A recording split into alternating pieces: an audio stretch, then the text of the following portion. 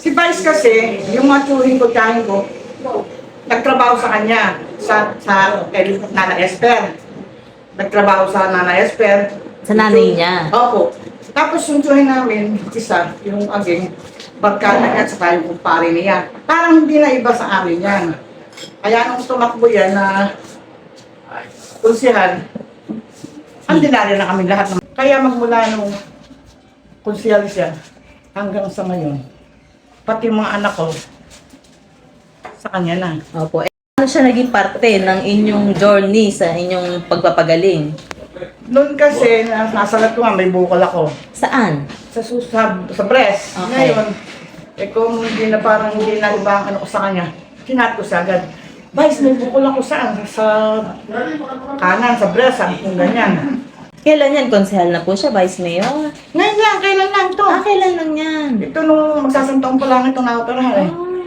Pero yung marami nga akong naiyano sa kanya nung araw, bawat kampanya niya, talagang nag-house to house ako, may kasama ako. Wala pa kayong sakit noon. Wala pa. Talagang nakasuporta kayo. Ay, talaga nakasuporta ako ngayon, di lang ako makagalaw ngayon.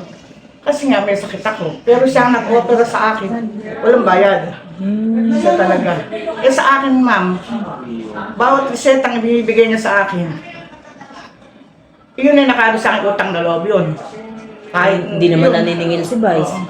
Hindi Ang utang na loob, hindi Basta naniningil sabi ng ko, utang na loob Vice, yan. pahingin reseta o kahit papel siya, mahalaga sa akin yun. Si Vice po, kahit na naggawa kayo ng tulong, hindi naman siya nang hihingi ng Alam kapalitan. mo, hindi yan. Kahit isang sentimo, wala.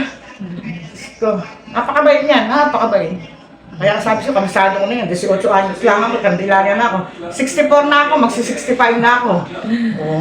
Eh, kanong anak ko, bunso. Kasi naghabit ako ng Carlo Luz, may pinto namin. Nanay, palitan mo na si Vice. Sabi niya, kinento nga kay Vice, dumaan sa amin. Vice, sabi ng gusto ko, palitan na kita.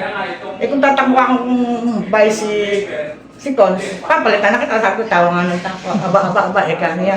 Ay, parang hindi na kami iba niyan. Opo, kasi lagi ko nga kayong nakikita, kaya ako'y na-curious sa inyo eh.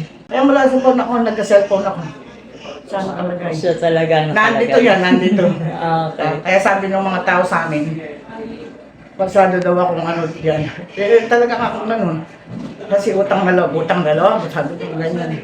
At saka, kahit ako tunawin mo at buhay, Candelaria pa rin. Sabi kong ganyan. Ay natatawa sila pati mga anak ko. Natatawa sila, nanay, sobra ka naman. Pero lahat ng mga anak ko, Napakabait po kasi, no? ay naku, Sobra bait. napakabait na, kabisado ko Wala kang nang makikitang ganyan kabait Wala. na politiko, kahit hindi politiko, napakabait. Totoo yun. Napakabait niyan. Yung maski po yung ina niya, napakabait.